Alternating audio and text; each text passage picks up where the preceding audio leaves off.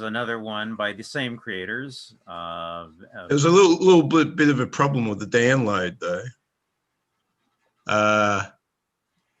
Yeah, it was missing. There was perhaps about 3 parts where it was missing some pages. They were blacked out. No, I think all the black pages, they're there artistically. No, I think those are supposed to be there. Oh, right. I think those are part of the blackness. No, yeah, I think those are part of the story. No, they're supposed to be. I think it was dark then. Yeah. Yeah. Okay. So Velman, what's his name? Philippe Velman and Carrascodet. They're French, and wanted to see what they had in store this time around. So I guess yeah, we waited enough. Let's get some conversation going. Well, Stephen and I already talked a little bit about his reactions. You want to go over what you said initially, Stephen?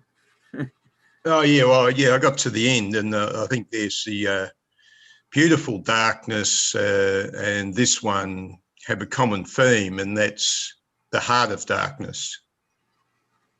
It's a gradual loss of civilization in harsh circumstances, and the a rise of the more primitive self, I think. Charlotte sort of comes down with all the people, and she doesn't really stand out initially amongst the other groups. So you have the priest, you have, who's that other guy with the sharp nose? Oh, yeah. Lagan or something. What is his name? Something like that, yeah. And so, and then her brother, who's been lost in this underground realm. And of course, they're just repeating the 19th century obsession with the underworld. Mm-hmm. And yeah. So you sort of see that gradually all the civilized veneer has been stripped away. So Charlotte is a survivor in the end, although she ends up completely nude and having children with the pan creatures, the Satananians or whatever they're called, the Satananians. And so she's gone into bestiality. She's merged to a degree with nature, but she has survived. And I think it reveals perhaps an obsession of the possibly the author. He seems to have an obsession with this sort of demure female sort of figure that experiences sensuality in a very external and subdued way. It seems to be this an ongoing fantasy of the author, if you ask me.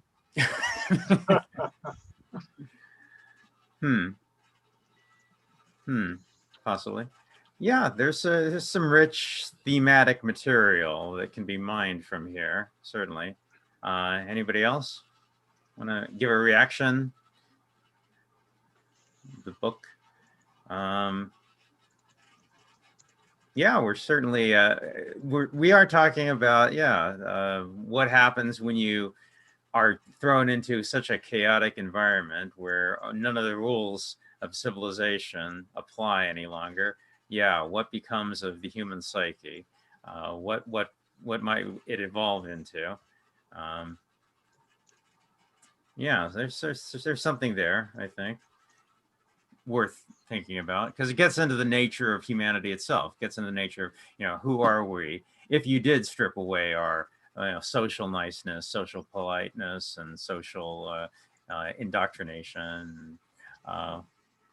It falls away bit by bit, not really to return. Yeah. Yes.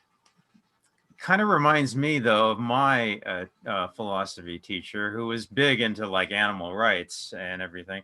But he was saying, yeah, but if we took away like things like our modern technological civilization and like our, medical technology, et cetera, all the things that we think are good things, we probably would.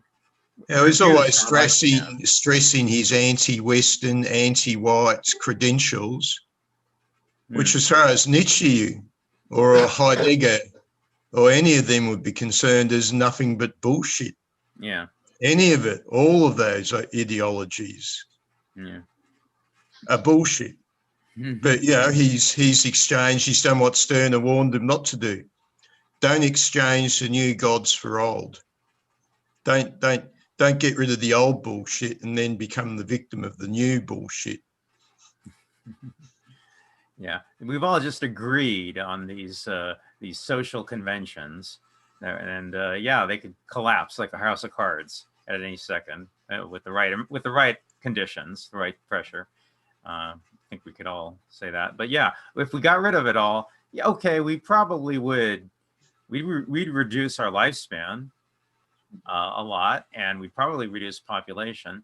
You know, people back before even they started banding together in tribes, you know, you could at most hope to live to what, age 25 or something, maybe.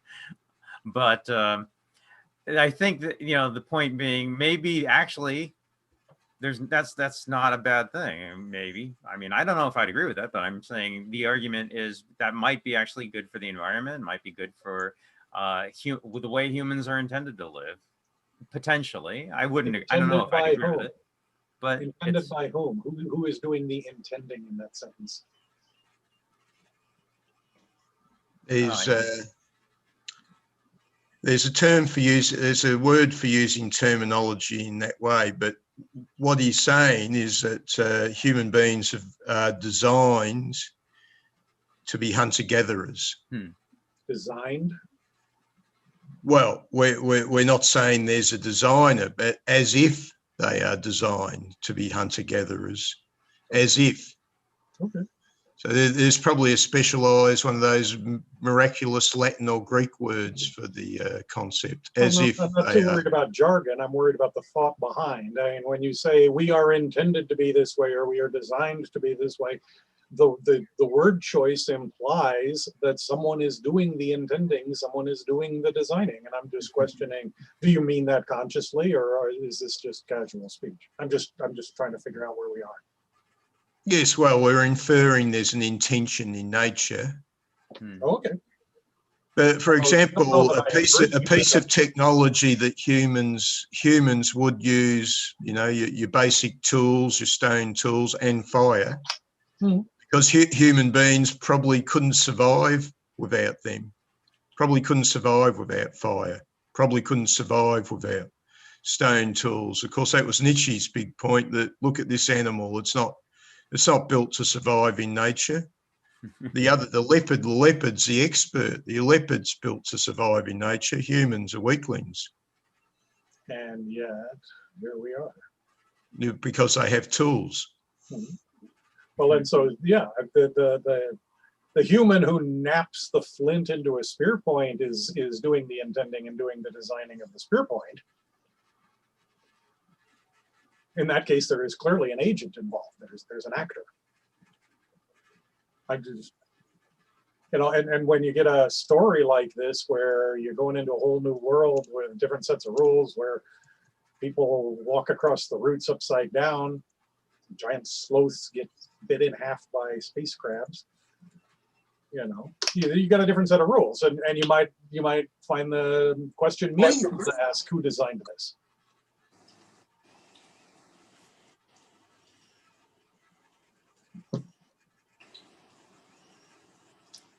Yeah, I mean, it gets into the idea that nature, is itself a very well designed piece of work. Isn't that the Shakespeare? What a piece of work is man. Well, and Shakespeare would have an answer to my question of who is the designer. Shakespeare believed in the Abrahamic God. Yeah. And that's an answer. I mean, who did the designing? If you want to say God, well, then that's an answer to the question. It's not an answer I agree with, but it's an answer to the question. Right. But God is an unknowable essence. Not only unknown, but it's unknowable, because if you look at all the sciences, none of them have the absolute truth. And God is supposed to be the absolute truth, which we don't have access to it. We don't have capacity for it. So So that's one kind of there is a God, but we don't know who it is. We know there is something, but we don't know the nature of it. and the people of the book would all pretty much generally accept that kind of definition. I don't know if a Buddhist would agree with you. That's what I believe. I don't know how. Okay. All right. And that's your belief. Then within your belief structure, you're correct. I don't.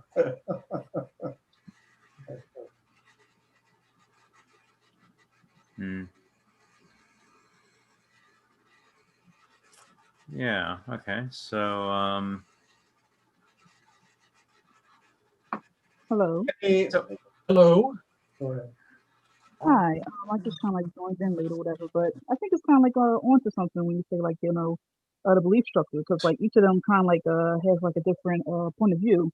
Mhm. You know, like the old man, he's trying to actually act like a missionary and like convert them into like modern, into like how do you say, into like civilized behavior. That's what he thought of, you know.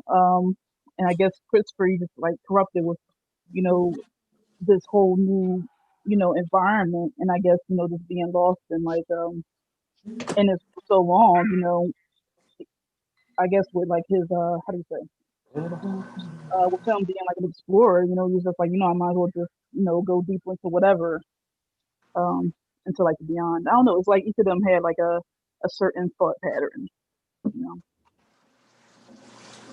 And as they fell out of the party, it seemed to imply the stripping away of civilization.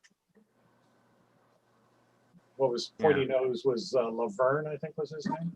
Laverne, yeah, that was the guy. Yeah. And there was a Leggett or Legat or something. Yeah, I think it was Laverne. Yeah. The guy with the German accent.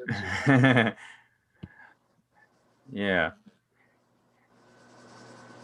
Yeah, so yeah, if we did live in that way, I don't know how many people would say, yeah, that would be a better way of living, but it would be it's worth the argument, I think, of saying that I'd be a cripple. Exactly. My teacher, I haven't seen the movie, but there's a movie called Grizzly Man. And it's about this guy who loved bears. I mean, he loved bears. He loved bears. And it's a documentary about his life. And to spoiler warning, the end of that movie was pretty unbearable. But yeah. Okay. Yeah. And okay. So the point is, yeah, it did him in, but boy, he lived life at a higher level than any of us are ever going to. He loved bears more than any of us will ever love anything. You know what I mean? So is there an argument to be made that that kind of fire, that kind of passion, although inevitably it'll burn you out really quickly, but is that a more intense way of living life, of living humanity, rather than just endlessly going on into your 80s or 90s, which we think is a success.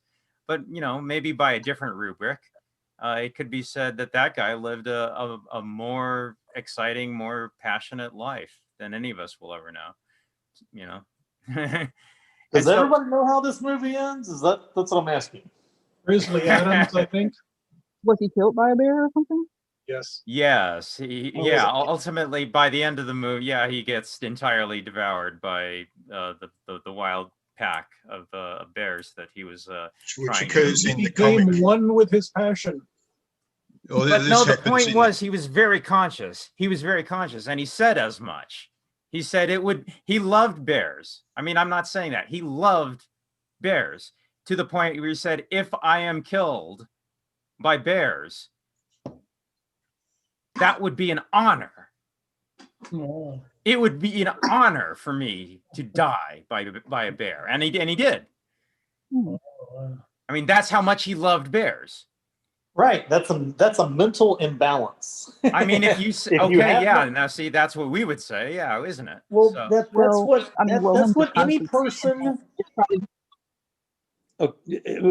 If you were that out of line with your biological imperative to survive and reproduce, then yeah, there's something imbalanced.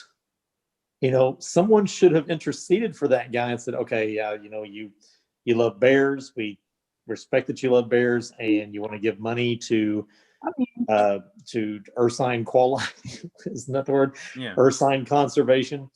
Yeah. That's fantastic. Or if you want to be the guy that's out there, trying to keep people from trapping bears, that's fine. But I saw this movie and I thought, this guy, God forbid he be allowed to exercise free will. no, not well. Okay, and well, it's not God forbid he should be allowed to exercise free will, but say somebody's free will is to go in and go into a school guns blazing and shoot a bunch Straw of kids, man. and Straw then man. Nobody's and then talking kill about himself. guns blazing. This guy didn't hurt anybody but himself. Okay, so is fine. Is it a what if he only hurt? What if a person decided they were only going to hurt themselves and they walked into a bank lobby and just blew their own brains out in front of 10 people? Okay, they were exercising his free will, but I think that someone should have done something to stop him, because he didn't get to that point, where he was so desperate that he decided to end his own life without there being some kind of warning. The only reason for stopping him, if there was some value in his life for you. well, I was just gonna say, like, If he had no meaning for you, then let him go and get killed by the bears. That's what I reckon. oh, I don't know. I mean, like, I was just gonna interject. Like, I mean, it seemed like he just made like a lifestyle choice that he just wanted to live among in nature and with bears. I mean, Can't understand you. Can't understand you, Mia. It's a little bit difficult. Kind of fuzzy, your oh, audio. but hold on, it's from a Bluetooth. Let me hold on for a minute. Yeah, your audio is a little muffly. You might have to show your face so we can see your lips move. Okay. Muffled audio. But does it sound clearer anyway? Oh, Yeah, that's better. yeah. Better. A little better. Zoom much. Let me see real quick. But what I was gonna say is like, it just seemed like he made a choice just to live among nature and stuff. I mean, it seemed like he was conscious that like, if him doing that, he might get killed by a bear. I mean, I don't think it's like a thing where he was mentally unstable and like a hermit. I mean, maybe he just, wasn't with modern day. Yeah. Yeah. I mean, For me, the point is he Possibly. didn't hurt anyone but himself. And unless someone else literally owns and has control over that guy's life, it's rather presumptuous to step in and say, I know how you should live your life better than you do. I think that's a core civil libertarian issue. Yeah. How much do we have to allow people the freedom to make their own choices? Yeah. You can construct a scenario where someone else does appear in the picture, and then we can talk about their interaction. But as long as he was going off living by himself, I think he gets to go off and live by himself or die by himself. Yeah. If he doesn't own his life, then tell me who does. I can't disagree with that, but that's reductionist, okay? To Yeah. say he's only living by himself. No, he's living by himself, and in a way, when he says, if I get eaten by bear, or if I get killed by bears, then I get killed by bears. That's a big red flag, don't you think? Nope, I don't. All right. I mean, but that itself, that itself just, he knows the dangers of it, and like, and he loved it so much that he was like, oh, I know the dangers of it, and I'll still live among them, I mean, but like, wasn't it? I'm trying to see. Wasn't it a case where like it was like a woman who studied chimpanzees or something, and she Jane was kind of Goodall. like killed among them or something? I'm trying to remember. Have you heard of a case It's like not that? Jane Goodall then. She's still very much alive. Hmm. There was a woman who had a chimpanzee that attacked her and bit her face off. Yeah, mauled her Hmm. very severely. She didn't die though; she's still alive. Yeah. Okay.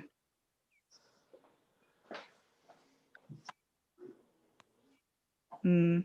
Yeah. So to kind of bring it back to this to the story, I think clearly that question is being arisen here of this completely chaotic world, but it's a choice between that and our rather staid, rather mediocre, rather boring, uninspiring, unexciting, conventional civilized life. And the idea that when you're living in that state of nature and that state of just law of the jungle, just pure, you cannot predict anything that'll happen, and you could get killed at any moment, that perhaps there's something more alive, there's something more passionate, there's something more Dionysian about that, and perhaps there's something more free about that state. I'm not sure I'd agree. I'm just saying that is being arisen here, that position.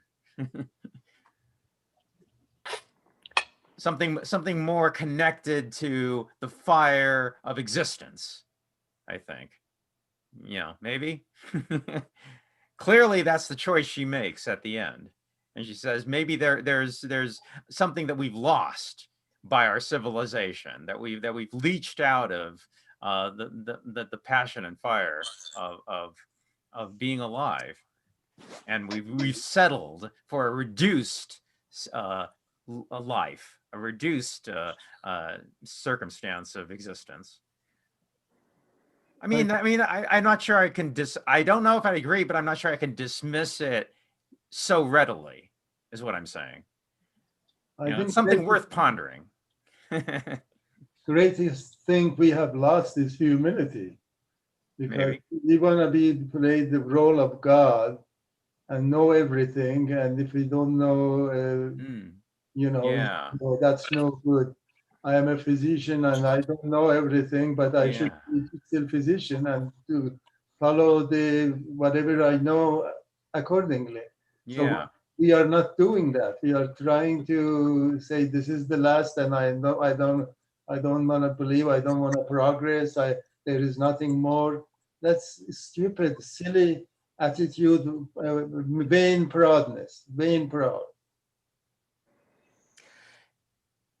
Yeah, the idea that for all of our careful planning and careful construction of this high-tech civilization, that things can happen. So if anything, this year has taught us all that, I think. Bizarre black swan events that just suddenly unexpectedly can happen, and if you plan for the next 5 years of your life, you could get fired tomorrow, or you could get hit by a bus. You never know. And all of your careful planning can go out the window instantly. So the idea that we live in a stable existence is just an illusion. And maybe we're deluding ourselves to think that anything can be predictable. Maybe that's a healthier way of approaching life, maybe. A healthier way to approach life, to see the randomness in life. Well, when like if your 401k just gets wiped out somehow, whatever, your retirement plan just goes out the window. People just get incredibly well. I think yeah. I don't know what I'm trying to say. Like I remember reading a story once where a guy's house burned down, and and he was distraught and crying about it for that day, and then they saw him the next day, and he realized, well, there's no prediction, there's no predictability, there's no guarantees in life. You could lose it all somehow in a blink of an eye, in an instant. And what are you going to do? Just moan and cry about it, or you just say, well, que sera, sera. Well, there's also the middle path. Yeah, right. There's basic risk management. Your house could burn down, absolutely, and I've got fire insurance. Yeah. I've also got fire extinguishers scattered about. I'm an ex-project manager. Risk management is the major part of my job. Things go wrong, and yet somehow we're still trying to have a society here. Yeah. And we put telephones along the sides of freeways, so when people break down, they can get back in touch with other people. Yeah. We're pro-social animals. I mean, we keep talking about how we're designed and what we're intended to do. One thing that we can say is we've got structures in our brains that are designed to work with our fellow humans. We have empathy as a physiological function of our brains, measurable on the machines that we built together. Yeah. I'm not, the world is not absolute chaos. It's not absolute certainty for sure, but it's not absolute chaos either. Right. Yeah. We are like children. We say the television, we see the actors and actresses. The child who says everything is there. That's it. He doesn't believe that there is airwaves and some other place. We are not aware of our soul, our thoughts, our feelings, is out of time and the place. When I die, they can't put my brain, my thoughts in the grave. My body will go in the brain, but that's not me. I am riding a horse. So those things that we die or this happens, that is all material. It's all has nothing to do. Like Shakespeare is not dead. Shakespeare today has effect on other people, or Hafiz, the Persian poet, or Avicenna. They are all alive because they have effects on the society. But the people like me, which has done nothing. Sure, my body dies, my soul goes with it. There is nothing left. So another very principle in the philosophy is that no species is aware of the species above it. Like the stones don't know anything about plants. Plants don't know anything about animals. Animals don't know anything about human being. You can have a dog or cat or whatever, horse, give them the best food, train them the best way, still they wouldn't know what human being is. So there is much more other beings above our understanding. We cannot know them. Even God, we have God, we have the higher we can go, the highest we have gone is human being. God has eye to see, God gets angry, God's walk, it's all human. So we cannot even imagine anything above a human being. And yet somehow we came up with God. No, that's God, unknowable essence. But there is God. There is something. You call it whatever you want. That's why the progress is. We are still progressing towards finding the more truth. And there is the God. Unknowable essence of your absolute truth. Absolute truth. That's what I think. I don't know. Maybe I'm wrong. I'm always learning.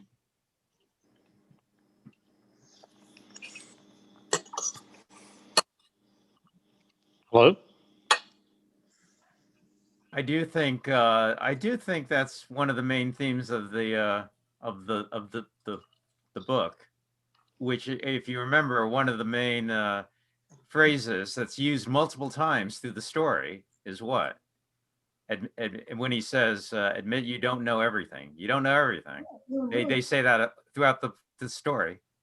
You don't know everything. It's always unknown. our knowledge regarding the universe is like a single dot on the whole sky. That's all. That's as much we know, and there is so much unknown to us. So much. But accept it, and then be humble. Yeah. I think of it as like a collaboration. It's a dance. You don't know. It's an improvisation. You don't know what life's going to bring you from moment to moment, from day to day, and you can either complain about your rotten circumstances or just learn to dance with it. Exactly. The middle way, like you said. Yeah, it's a collaboration. and sometimes there's bad things that'll happen, sure, of course, and sometimes there's great joy to be had from that. I think the problem I was trying to get at is when you have this too rigidly constructed format that has to be the way, like your OCD somehow, and then when it goes wrong, and then people just fall to pieces, and I don't think that's any healthier. See, you have to be able to improv and turn on a dime and be able to, maybe it's not going to work out exactly the way you planned it, but maybe something different, maybe something new will happen.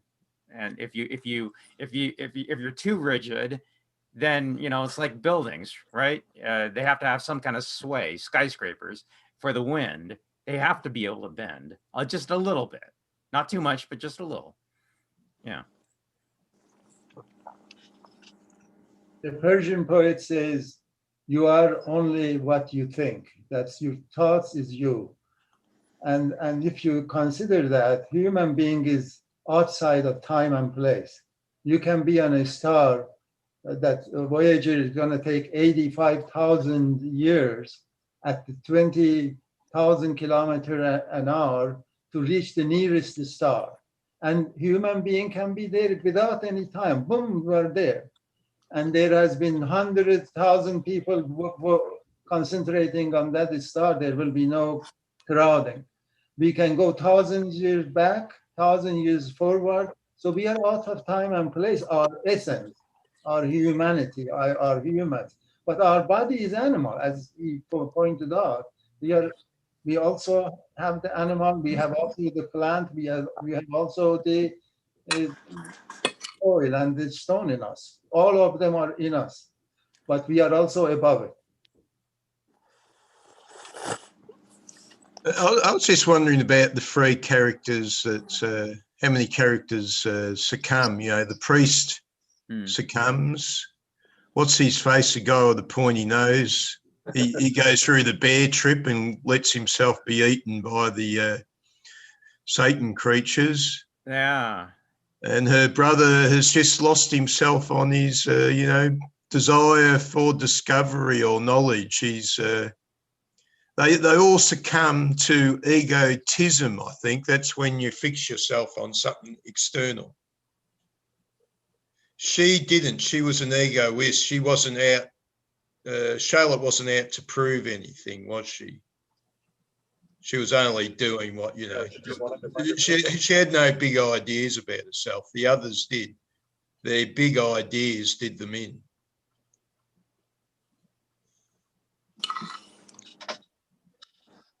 Yeah, that is true. Everybody had a different, if I could find it, I could share it. I'm looking for it now. What happened with everybody?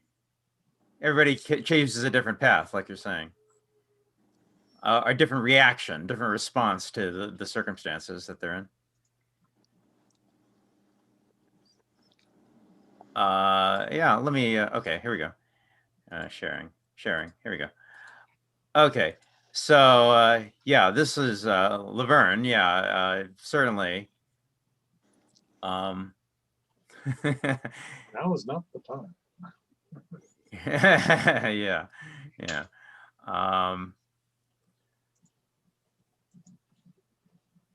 Yeah, I mean, Christopher certainly learns how to dance and how to collaborate with the environment. Goes native, in other words, and he realizes, yeah, it's eat or be eaten, kill or be killed, and You know, I mean, I guess if to survive, you would have to in this situation. And then, yeah, here we go. This is where Laverne. What's the good of running? They've come for me. They miss me. And here's the grizzly man moment where he just.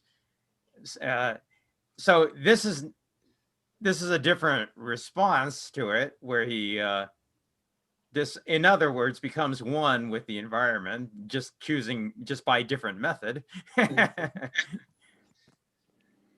allows himself to be consumed by the environment, by the creatures. So yeah, so there's something, there's a different Na na na na na na na na way na na na way na of na doing na it. scat man. Yeah, right. Bad joke. Sorry. Do you embrace it? Do you reject it? Do you fight against it, combat it? Isn't if you ever take judo, they say you go with the punch, you roll with the blow. With the aim of defending yourself or extricating it's not you jump into the mouth of the ravenous lion, because that's going with nature. Yeah. The whole of nature and our programming is 3.6 billion years worth of biological evolution. You want to survive. That is nature. You want to survive. Therefore, you run down something and kill it and eat it, or you pick all the leaves off of a plant so that it can't photosynthesize. Something else has to die in a, what do they call that? In a metabolism. Yeah. Okay. Something dies so that something else lives. Conversely, if something else is, viewing you as food, then you run the hell away. And if you're successful in evading your predator, then you live another day. When we were, prokaryotic organisms, then, it's good enough just to one day have a splitting headache and then you had a kid. But then we became, sexually reproductive eukaryotic organisms. And then, through the course of evolution, that you lived another day in order to find another mate and get your thing on and, pass along your genetic information. Eventually you're going to die. But anyway, this is all to say that being natural and going along with nature is struggling every day to survive and continue as long as you can. If you want to go jump into the mouth of a, ravenous lion, or, go out and be, at such peril because there's bears, they're eventually going to turn you into bear scat. Yeah. That's not going with nature. That's going very contrary to nature. Yeah. I think. What are your thoughts? Yeah. Middle way. Middle way. Well, yeah. I mean, yeah. If you dive yourself directly into nature, of course, you will be annihilated. It'll take you out. Of course, it will. You have to do it in sanely and responsibly and in measured doses, because the full enormity of existence, will overwhelm you.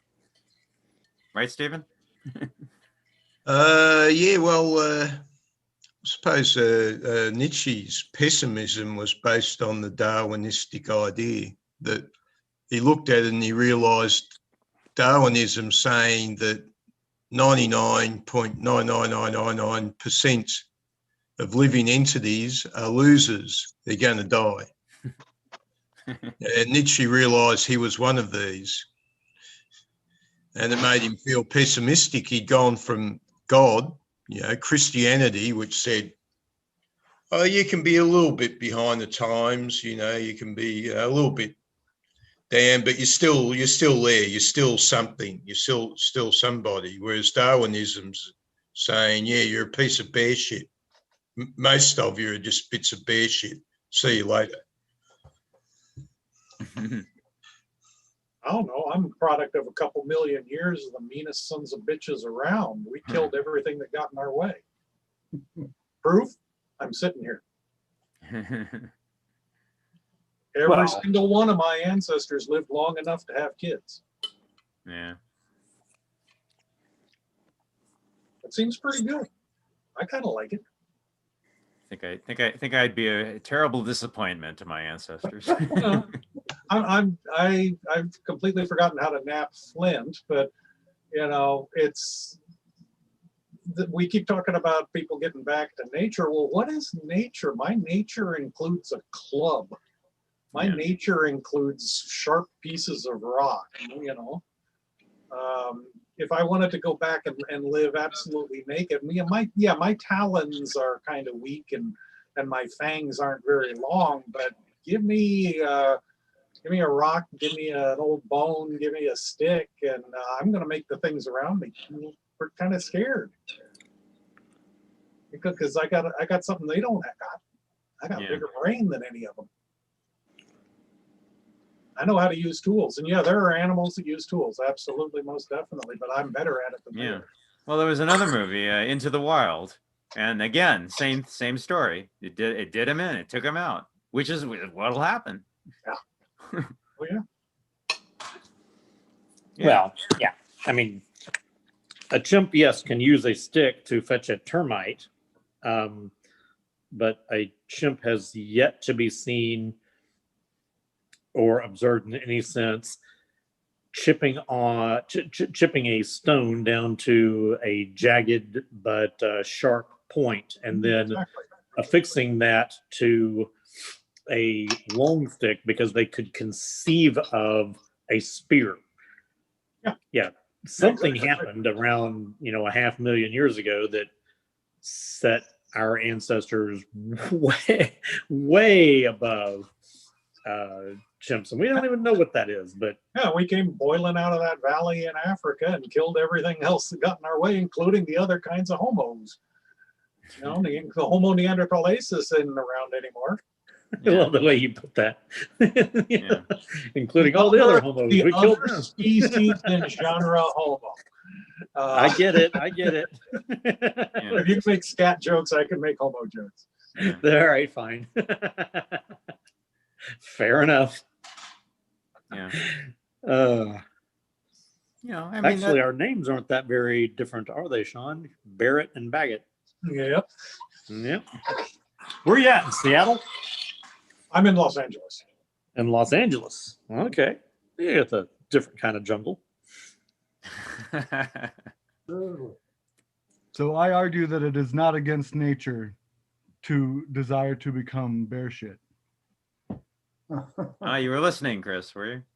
Yeah, I saw a little bit of the feed, and I couldn't just stand by the wayside and just let all this happen. Go for it. Okay, come on in and fix this up. What are we doing wrong? Oh, I don't know if I can fix anything. I don't know if anything's wrong. Everything's going according to plan. Especially those that are turning into bear shit. Because bears eat things, and those things become shit, and people can very well become those things. And I bet, I haven't seen it with my own eyes, I've heard stories, but I bet nature has made humans into bear shit before, and that this is the way. So that movie. And I have to ask this question. Is your bear named Pooh? Oh, Tigger, please.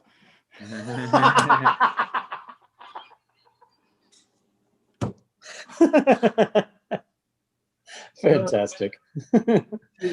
Tiggers look like honey. Let's see, I think I have. Yeah. No, so look, this is a metaphor for something. So it's a metaphor for failure, not necessarily surviving or reproducing. And look, if you're trying to maximize your joy, if you include failure as one of your goals, you're going to succeed more often than if it wasn't. So I like that. I'm just saying, it's it is a very likely scenario. If you are in a situation, you can let go, become one with it, become consumed by it. But this is all still, of course, humoring. Look. I think it's a great theory. I think evolution's a great theory. It's the best theory. It's still just a theory. So far, you know, if we consider ourselves as our bodies, it's recyclable. We can be bear, scat, or whatever you name it. We can become anything nature will make us. But human beings' ultimate is sacrifice. Like Madame Curie sacrificed all her life to get this radioactivity discovered and contributed to the knowledge. You know, she's alive, I am dead. She's if you sacrifice yourself, that is the humanity. That's the human. But if we are animals, yes, we want to kill others to live and all that. That's very true, and that is what has happened to humanity, because we are starting from class one, very lowest levels to learn. We are not yet up on the ultimate up there. So we should not limit ourselves to what we have learned so far. We have started from the very basis, very basic ABC learning. And that's not us. We are still growing. I've heard many stories of this up there. I've never seen it. It seems to be the bane of many a lost soul. No. We are all lost souls. We have to grow. Well, I mean, so lost was a metaphor. Maybe I used it too loosely. I mean, lost implies like we're going somewhere. I mean, isn't this good enough? Does there have to be an up there? Like, what if it's all right here? And you know, whether you're lucky enough to everything is here. There is no question about it. I'm not putting down all those things, but I am saying that we are not just this body. We are not just what we have learned so far. In philosophy, it says question everything, doubt everything, and grow. And we are growing. We are in the beginning, the elementary school of growth. So there is a lot more to come, Nietzsche is dead now, he's gone. We are not going to use Nietzsche. Nietzsche is proven wrong, but he did contribute in his time to science. There's no question about it. Well, listen, there's lots of kittens that once they're let out of a bag don't want to go back in. So just because he said God was dead doesn't mean God was dead for everyone. Just because his died when Darwin came along. Now, that being said, just because you say Nietzsche's dead doesn't mean the others that believe God is dead, like, I don't know, maybe Stephen, he says that sometimes. So, I think you're just making a sweeping statement with that one. Nietzsche is dead. Apparently, he's never been more popular. His popularity just keeps on growing. Well, I personally think he missed the mark. I think he was too overly identified with. Oh, come on, Cat! Damn it! Get up. With I think he was too identified with the Christian God, and so his framework of meaning may have collapsed under the influence of Darwin claiming we're just monkeys. But I have no problem being a monkey. You know, it's fun, but I guess just. Yeah, his mission is valid whether you have a God or not. If you want to call it the love of fate or amor fati or Dionysian wisdom, it's the same as if you were to personify fate and call it God and say I desire God's will. I mean, you're talking about just embracing the uncontrollable greater reality. Now, in that, I think some are luckier than others to make this choice and be chosen, because I hate the word paradox, but you know, it's hard to blame who's the cause of you know, being a happy person. But I don't know if all of this growth of choice of whether you are enjoying it in this moment or not, it's all embodied. So you know, that's why I don't really need something different, like whether it's a God or an up there or theory of evolution. I don't know, you heard my first comment or not. I said it's God is unknowable essence. We don't know what that God that was human being and wrestled and and got angry. That's there because we have grown up. That was for when we were thousands of years not thinking any higher levels. Now we know that there is an unknowable essence. The nature and the God, nature has a purpose, and that we will never get to know, unknowable, because any species cannot know anything about itself. Okay, you're making sweeping statements again. It is. Fred. Well, here I'll tie it to something I eavesdropped. I believe it's Sean saying earlier about how it's not all chaos. You know, I don't know. I nitpick with that. I don't disagree with the spirit of what he was saying, but chaos includes regularities. So I mean, the sun will rise tomorrow, and I would bet my life and everyone and everything I care about's life on that. I might not. The clouds might be in the way, but. So there's knowable things that can be teased out of this unknowable stuff, because otherwise everything. We are doing it. We are progressing and undoing it. But as I said, our knowledge is still like a single dot in the blue sky. So don't be too proud of your knowledge. we don't know much. No, well, what am I supposed to do with it? I'm not going to be ashamed of it. Look, like I think there's a difference between saying I know something and I know everything. The little that I know, whatever that means, is good. I've fought bloody well hard to fucking have it. So I'm proud, whatever that means, about it, because it's. But proud, that also you have to be humble. If you are not humble, if you don't think you don't know, you will not learn either. If your capacity you think is full, then you don't have any room for any other learning. I don't think the two are mutually exclusive. I think you can be proud and humble. I think you can give yourself a good pat on the back and take some credit, and also know there's plenty more to spread around, and that you don't know everything, but proud to be humble. No, well, at any given moment, we know enough to be doing what we're doing. And if we doubt that, progressing, exactly. We are no, but up to now we have learned, but that's not the end. Yeah, well, it's endless. Endless. I agree. Yeah, so I guess I'm just trying not to be driven crazy by the carrot being dangled in front of me of knowing it all one day. You can be proud of having had great teachers, and that's not saying that you are a great person, but you can have pride in your teachers. I don't know. I think in that sense you can have pride and humility coexisting together. I'm proud of stealing the information I did from the people that made it privy to me. Okay, so then that's a form of teacher. I accept that. Well, it's just I don't know. I don't feel terribly humble about it. I've never been good at submitting to authority figures, except of course my idealized self. But there you go. That's a whole other.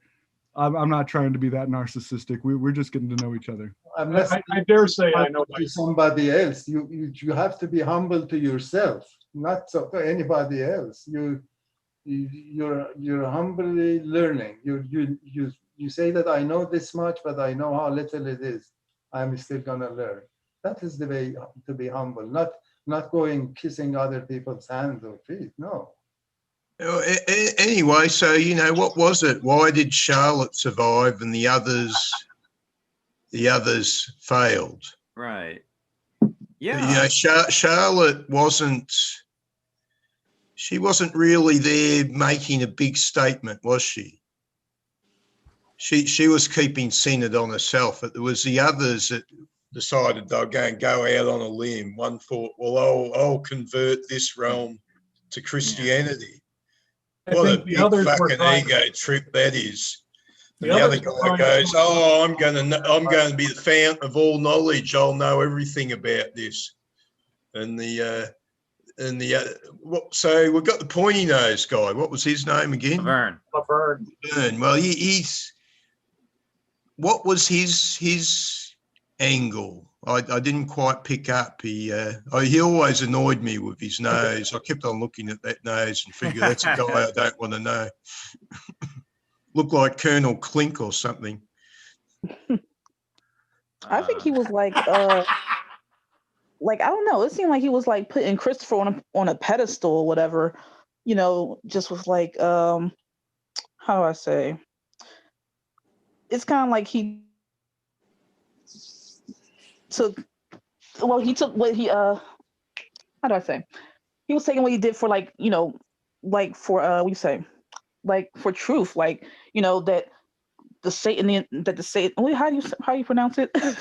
Satanians were like going to be like kind and like, again, like having their thought of civilization and like comparing it to like unknown territory.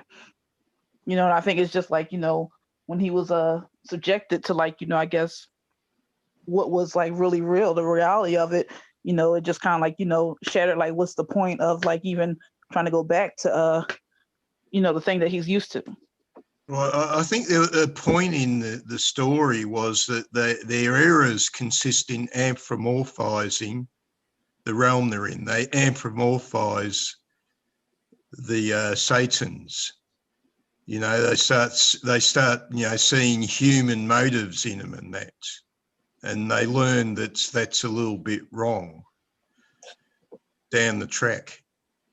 Yeah, I think the fatal flaws of the others is they tried to impose their view of the way the world should be, and the world wasn't that way, and then the world jumped up and ate them.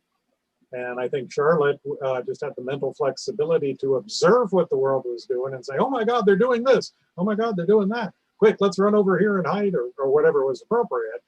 But she would react to the world rather than trying to tell the world what it ought to be doing. Yeah, that's, I think, very much a point was being made there, yeah.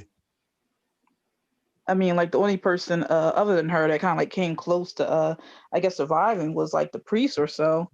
Because it's like it wasn't until he was, turned on by the, the creatures, they realized his thought process, He had some training in his past in some sort of missionary activity or something like that. But then he succumbed to that. What destroyed him was his desire to be a missionary in hell. He admits to it. I succumbed to my own ego trip,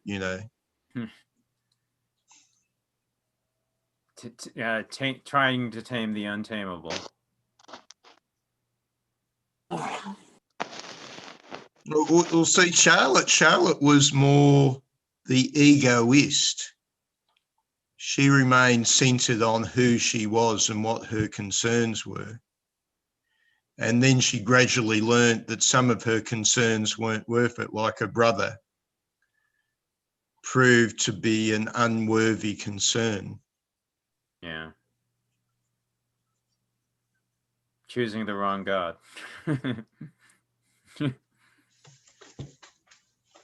Yeah. Somebody said that's one of the secrets of life. Choose the right God. Sounds like good advice. Yeah.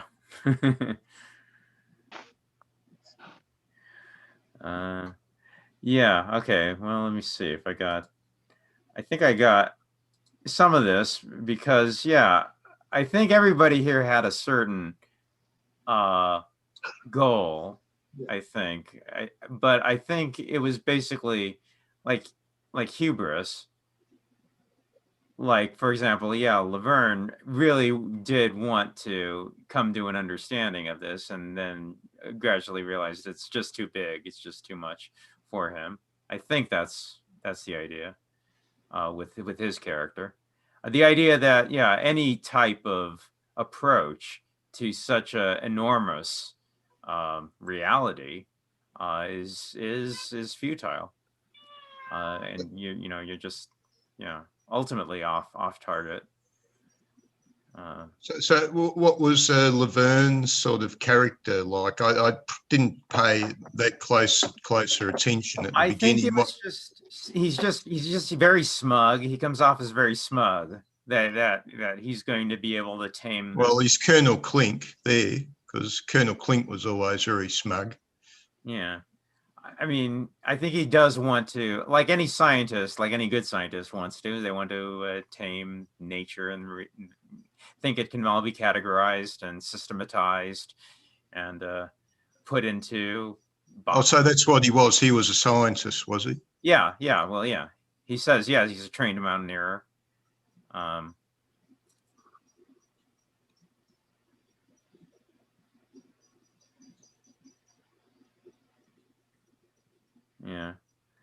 Yeah, but and ultimately realizes that it's impossible. He can't do it.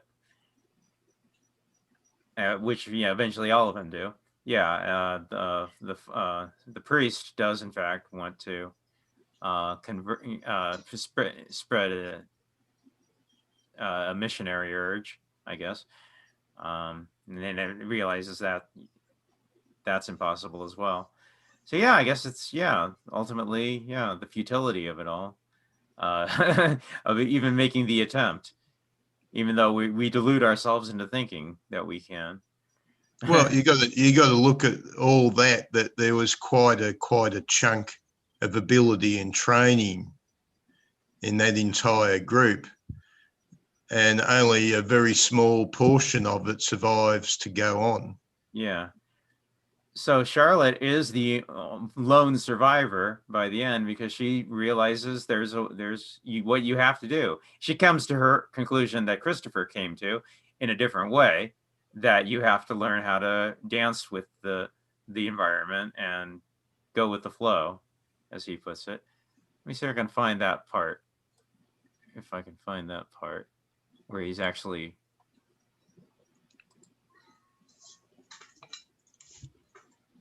No, it's a little later on. Here it is. Here it is. Yeah, it's not what I expected. This place is infinitely more vast than I believe, more astonishing. It's a living world. It's the ecosystem, but on a larger scale. Nothing but one and the same gigantic organism. It's a world in which one can never stop running away. So we're no longer the masters of our destiny in it. You must learn to let yourself go with the flow, to seize opportunities when they present themselves. I've gotten used to it. Yeah, and eventually that's what Charlotte comes to, is to realize, just go with the flow. Whatever arises will arise.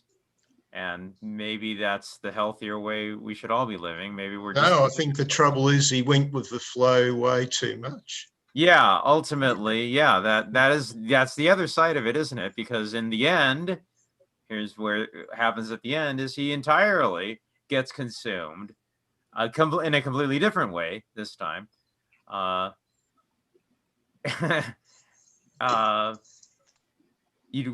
If you knew how marvelous this world is, you wouldn't want to go back up anymore. You want to go deeper, like me, in this frightening place where there's no further use for language, where ecstasy and horror will be combined, where paradise and hell will be wed.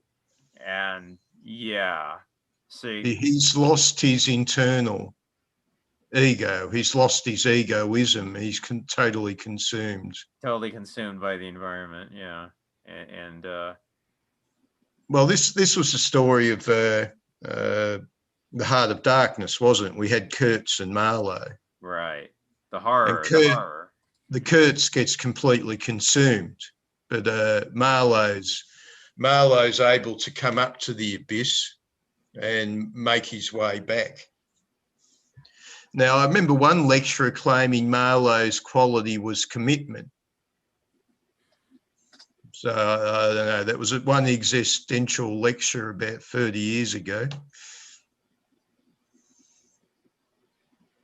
Jumping into a volcano is a pretty big commitment.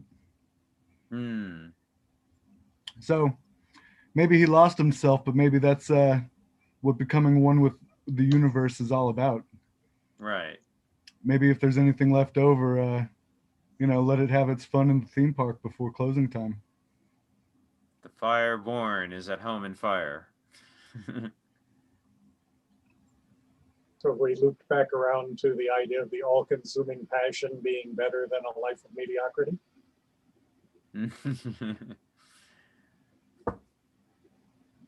You could show them Bronze Orientation Day, which is the one where the progress happened way in the past. That's an amusing link for about 3 minutes. You ever seen it before? The Mitchell and Webb look, English comedy team. No, was that the one you showed a week or two ago? Sorry? Did you give us that link a week or two ago, or give me the link a week or two ago? Might have, I don't know. It's about two guys with a chipping stone. Oh yeah, no, I remember. Now I remember. Yeah, I remember And that. yeah, and the Bronze Age comes That's right. along. That's right. That's right. I do remember that. Yeah. It's an increase in civilization. Yeah. It's interesting that you said, the consuming flames of passion. I was actually thinking of nature, but the way you said it, I didn't find any disagreement with it. So Right. I just felt like sharing that little. Right. There's something to be said that, like any amount of passionate love or desire of any kind, it doesn't have to involve nature. It could just be a relationship, or it could be, something that inspires that kind of devotion, that kind of attraction. Is getting in touch with that Dionysian energy. Well, aren't we talking about something as powerful as a force of nature? And aren't we not necessarily lying by saying that our feelings, our passions are that, at least for us? I mean, if in our subjectivity, what else do we have? And I think all the great poets and artists would always say, yeah, that's the idea is civilization is to domesticate all of that fire and energy, and it can't be done. And then it's always bigger than our ideas of our structured Apollonian constructs. And ultimately it will overwhelm all the great movies and novels and stories have been based on stories like that. Well, balance is an element which showed up in the axial age. You go with Confucius or the Greek philosophers or Buddha, they start talking about the middle way. They start talking about balance. I remember a Stuart Granger film where he's a swashbuckling sort of swordsman. In the film, he has a brother who's killed by a swashbuckler. And so to get revenge, he trains as a fence, goes to meet a master fencing instructor so he can fight the other guy and kill him. And the other guy says when, he grabs the foil, he's starting to train him in, the art of sword fighting. And he said, imagine the sword is like a little bird. Hold it too tightly and you'll squeeze the life out of it. Hold it too loosely and it'll fly away. Yeah. And this is an orientation which is lacking in a lot of, you even look at the politics, it's just extremism. It's like, oh yeah, this is the direction to go in. Let's turn it up to max 10 plus. Oh, that didn't work. Let's put it up to max 100. Oh, that didn't work. Let's max 1,000. They can't figure out it's not a question of what the ideas are. Now, this is very much Nietzsche's. Well, I think that's what Rudolf Steiner said about Nietzsche. He said Nietzsche wasn't about the ideas. He said culture was full of ideas. Nietzsche's point, well, how do you live with a particular set of ideas? And this is it. They're always looking for answers. Oh, yeah, this is the new crank to turn. Let's max it up to 100. Yeah. Yeah, that's really clever. Well, if we're talking about tempering or balancing the fire or whatever, arguably trying to contain it, make a lantern, walk around with it, act like we have control over it. I mean, accidents happen, and we have Smokey. We've got what is it? Smokey the Bear Yeah. telling us only you can prevent forest fires, because forest fires happen. And the thing is if you let it all burn down, it never really all burns down. Only the stuff that is burnable burns. There's the next moment. So arguably it could be hubris trying to control it or temper it or balance it. And also the word prophylactics popping into my mind.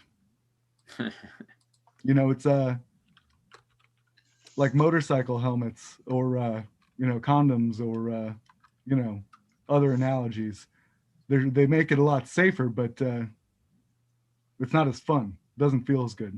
You can't feel the wind in your hair, and you're not doing what led to us being here in the first place. So I feel like there's a certain amount of danger in immoderate moderation, I guess. Like water finds its own level if we're going to change our elements from fire. You don't need to. I don't think you need to worry about it all. Like it's gonna happen the way it's gonna happen.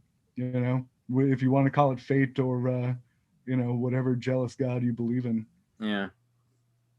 I don't know. I like the jealous god version. It's just got more glamour. It's a fiery. It makes me feel special. Yeah, it's there. I mean, I took an animal rights class, animal ethics class, and that is one of the issues, which is animals in zoos are probably on the whole healthier and live longer, but really, I mean, it's the trade-off, isn't it? I mean, if they were just living in the wild, they'd probably, be succumb to sickness and earlier death. But it's the trade-off. I mean, were they happier? Would they be happier living the life in the wild? No, so I love happiness. Don't get me wrong. To me, it's like the fuel for the fire. It's the oxygen. Like we need some. It's there, but just I feel like suffering has fed the world more than happiness, and that I don't know, our conveniences, our Western man's burden or whatever, the ulcers in our stomach and our carpal tunnel syndrome. In some ways, I don't know. I would rather have more meaningful sufferings than mediocre sufferings. So no, like there's this First Contact, I think was like the Netflix movie. They showed like possibly the last tribe ever been contacted, and they got sick, of course, but some survived. And like they were saying like, oh man, like since we met y'all, I mean, y'all are wearing clothes and y'all have got these fucking pots and pans. Like, oh my god, like we're never gonna go back to the forest now. Like you've got a roof over your head. Shit, like this is awesome, But then here we are saying, I've seen this porn website already. Like, I've seen that position. You know what I mean? Like, God, another cake. Fuck. What do we? I'm gonna get on a Zoom chat. So. Yeah. I'm not saying one way is better or the other. I'm saying, look, we're here. There's gonna be suffering. Like, so I don't know. I think a little bit of gallows humor, is like that added element. All right, Christopher Robin is in the suffering. There's probably a few clubs you could go and join where they would enjoy your company. Yeah, I'm kind of glad we've exterminated smallpox and I don't have to worry about polio. Yeah. No, well, I believe in making up for this lack of negative feedback loops on our uncontrolled population growth or whatever. No. Let us not give up. Yeah. let us not give up the preventative technologies, but let Yeah. us come up with more active forms of fun. Come on, bring back the games. All right, like then you've got plenty of volunteers for fun. I mean, what else are we doing with ourselves, right? Like, I don't know. That's All just the video games should be real. Grand Theft Auto. yeah. Make wearing seatbelts decriminalized. All right, like little things, little things. You know, like it's great that we've got them. It would be even better if they were optional. You know. Now we're looping back to whether we can control each other's lives and are we hurting other people. Yeah. Yeah, well, you know, I've been hurt all my life.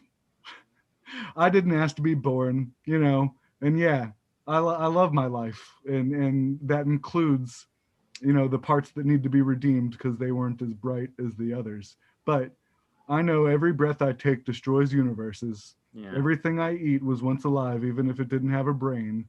And you know, plants look like they hurt when you pinch them and watch them in slow motion. So I'm under no illusions that in order to create something, something needs to be destroyed. And I'm willing to pay the price in other life forms. Yeah. And I support your right to choose that for yourself. And I'm going to fight real hard to keep you from choosing to do that to me. Well, I think it's a pretty safe bet that we'll never be stuck in a room long enough to start looking at the other as food. But I'll agree with you there. but I definitely don't want to deny you your right to eat living things or once living things. So, but there's a limited amount of them. About anybody seen the movie called The Brave with Johnny Depp in it? No. Nobody's seen Johnny Depp's film The Brave. Is that where he's hired to be a suicide or something? He's a Native Yeah, American? yeah, he's hired. He sells himself to a snuff movie. I've heard about it. I haven't seen it. It sounds cool. It's a pretty good film. Pretty good. It's rather Faustian in nature. He sold himself to a snuff film so his wife and family can have a week of paradise, and he'll leave money behind to provide for them. Oh, okay. Wow. I've never heard. So in the end, he's selling himself to death. Yeah, well, most of us are in that position. I mean, we're all like so many people are saving up for their kids' college fund. Yeah. I mean, the time frame's a bit Oh, shorter and it's a bit less of a social contract, but I think that's why most people work at all. It's just they have children to support, family. or you want to eke in every last masturbation you can fit in before you die or something, or last piece of cake. So, Yeah. I mean, it does introduce the argument that we are a too successful organism. We're too successful. We've dominated the entire planet, and we're living the consequences of that success. And isn't that the definition of cancer? Just an organism that is too successful, that will not die, and destroys the host organism. So I love this metaphor. We were talking about it the other day. It works if you consider humankind and all other aspects of our ecosystem an organism already. I don't think we're well organized enough to call us a cancer, because really no, well, you're right. Humanity as a whole really is a cancer compared to the rest of it. But technically Gaia doesn't have like a centralized nervous system yet. Well, I mean, we've got the potential as humans to fill that position if we're willing to regulate ourselves in many ways people would probably call authoritarian. But no, if we're not going to be a fire that exhausts the fuel on this rock, we need to contain ourselves in a prophylactic manner and make a lantern out of ourselves instead of just burn it all to the ground. Even though, of course, I do like it sounds fun. We're way out of balance. I like talking about burning things down. You know, I played with fire a lot as a kid. My malevolent god is the one with the magnifying glass over the ant mound. So we need to be much more in balance. Definitely, I think that's all Nietzsche was saying. Is we need to have both Apollonian Dionysian energy, but yeah, in balance, and we're just way out of balance. Yeah, well, this is why I'm trying to put together a pirate crew that's willing to look at the others as the fat that we need. Yeah, I'm already with Donald Trump. Oh, my keep telling- pirate ship's going to have Donald Trump as a commander. I keep telling you, look, he's got great propaganda. I would be a much better. I think you're above yourself if you think you can get past Donald Trump. He's a big pirate captain, I reckon. I think, isn't that interesting that like the one thing he didn't want was to be a loser, and that's actually going to be his legacy now, is he's always going to be known as a loser, just precisely because of his efforts to not be one. Well, I don't know. I guess he's got no other choice. If he believes the election's been stolen from him, he's got no choice as far as he's concerned to launch the legal cases. Yeah, we'll see. This is one of those weird ones. Time will tell the tale. Like Stephen gets Sky News, which is like way more pro-Trump than Fox News. So, like, no, well, I'm shocked and dismayed. You can think he's bad, good, or indifferent, but the reporters keep on saying, you know, they keep on making these claims. It's all false that there was any cheating. There's actually proof that there was some cheating. But this is the thing. These reporters today make all these claims. That's not the job of a reporter. A reporter, if they want a negative opinion on Trump, they go and see Joe Biden. Joe Biden, what do you think of Donald Trump? Oh, he's an idiot. Yeah, fine. That's what reporting is. But these reporters are all putting in their own opinions, which is against the rule of reporting. That's not reporting. That's like what I used to hear on Radio Peking when I used to listen to them in shortwave in the 1970s. The reporters are always pushing the state line, you know. This is what we've become communist China. Our news services are all communist China now. No, well, yeah. All news has always been propaganda. It's in individual personal terms, we call it gossip. You know, it's rumors, it's hearsay, and of course, we're all going to edit it to our favor and our team. Like here's the thing. First off, I don't. No, you're making a sweeping statement there. I sometimes do that. So, look, Donald Trump. Look, if you want him to be the captain of your pirate ship, listen, I'll admit this: he's a big man. He's a big man, and he wants to be a big man. And the people that like him because he's a big man. He's not a pirate captain. All right, listen, he's a trust fund frat boy bully. That you know, he's no charismatic, smooth talking Hitler.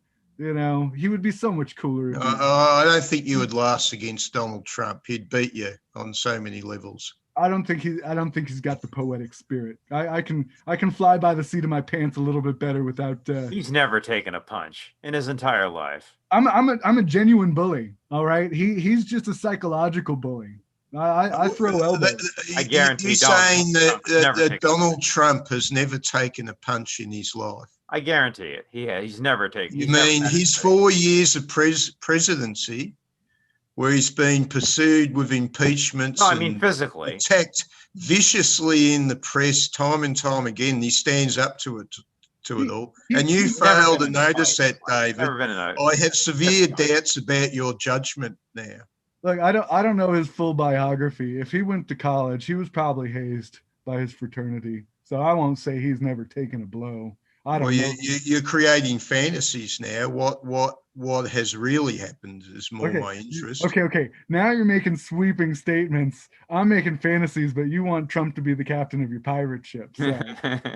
It's just my personal fantasy. I want to go on a pirate cruise, and I reckon Trump would make a really great pirate captain. Don't take any of this seriously, Sean. Please. Don't take any of this seriously. I'm just keeping us fair and balanced, like Fox News. I'm just keeping us honest here.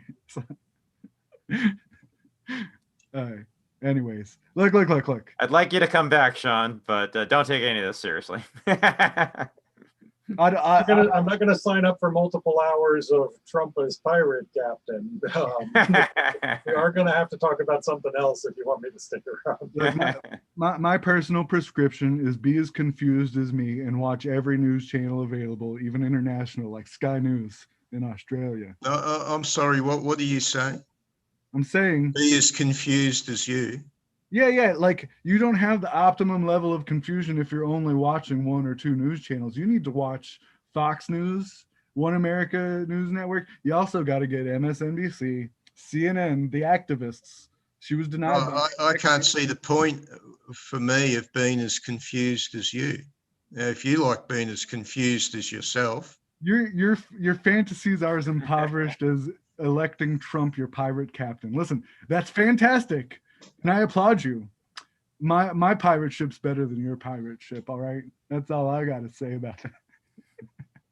your imaginary pirate ship's better than my imaginary pirate ship. And it's bigger. Okay, I gotta thank you for this. When my wife asks me, what did you do while I was out? I listened to a couple of guys argue about my pirate ship is better than your pirate ship. Yeah. I think never know.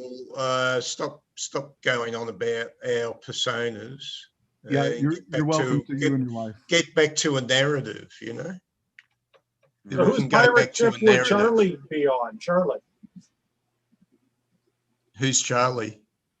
Oh, the Wonderful question. we're bringing Glad you asked that question. we're bringing it back to the ostensible topic of Oh, you mean Charlotte? Charlotte, right? Yeah. yeah. Well, there were some female pirates, weren't they? Sort of famous in history. Would she be Yeah, I one of think there were, those? yeah.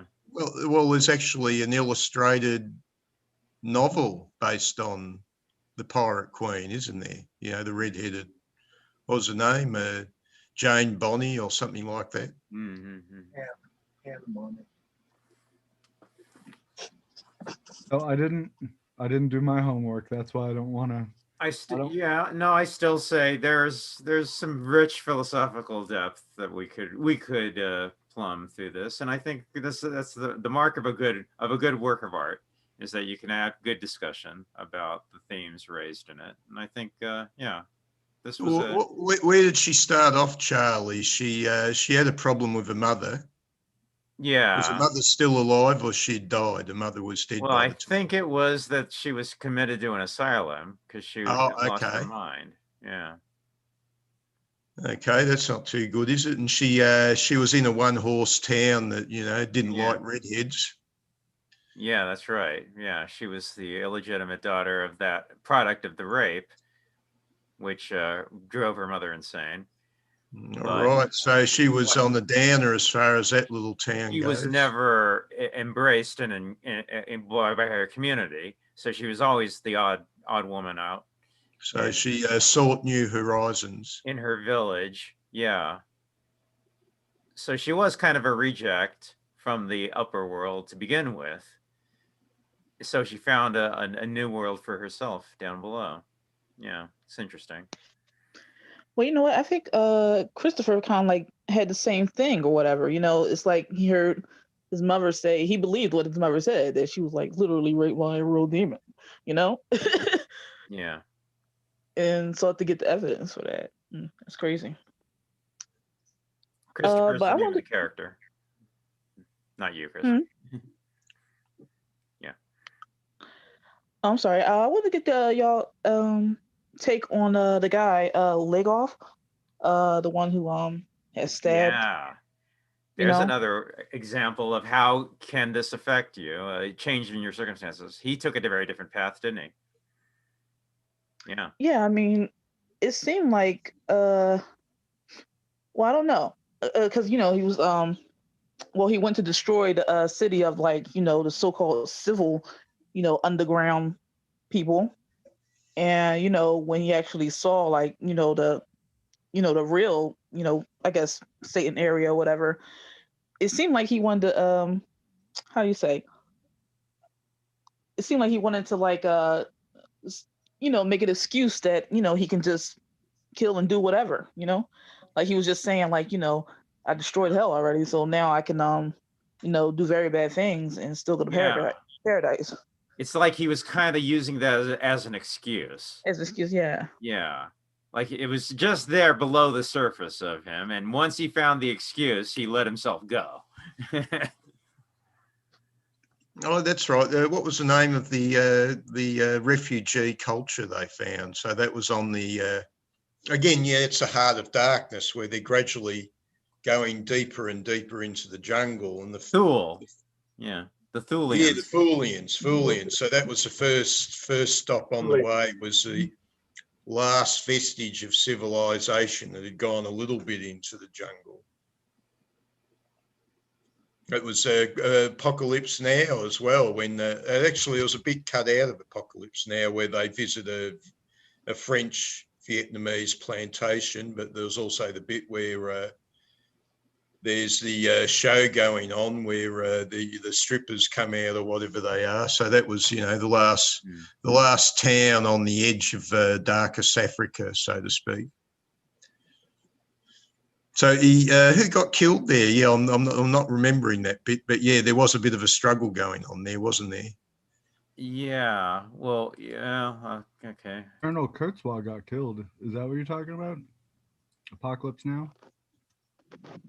Or in the or these stories are more or less a heart of darkness theme, where you descend into the jungle and you discover who you thought you were isn't who you really were.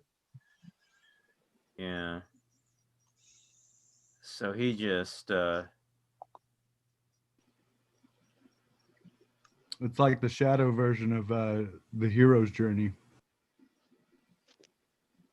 yeah. I mean, it's hard to defend Legoff because I mean, clearly he just has gone mad when he just goes crazy like this. And he's just like justifying it in his mind that this makes sense. All of his attacking here.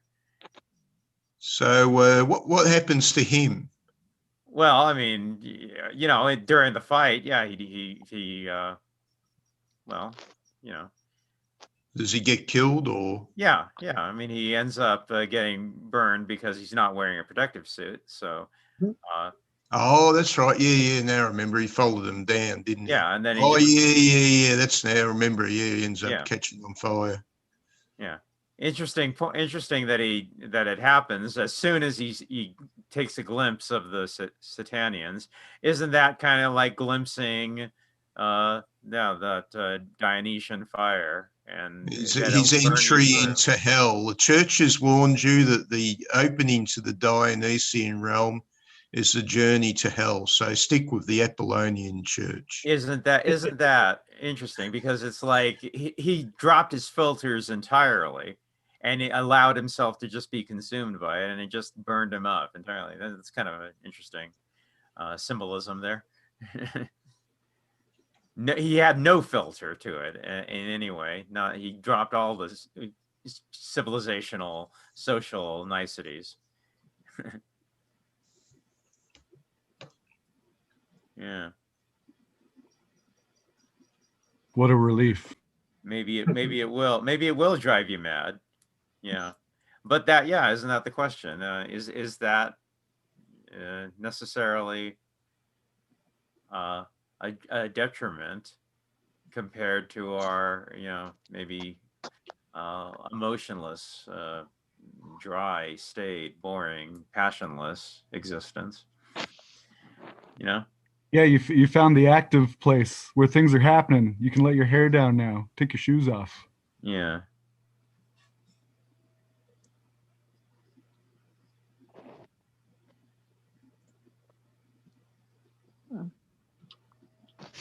So how did you come across this novel or comic or so? Well, this one, we just a month ago we did Beautiful Darkness by these same creators. We did Beautiful Darkness, and everybody actually liked that. And I remember saying at the end, okay, well, these two creators have created another book called Satania. I mean, if everybody's interested, we could do that one.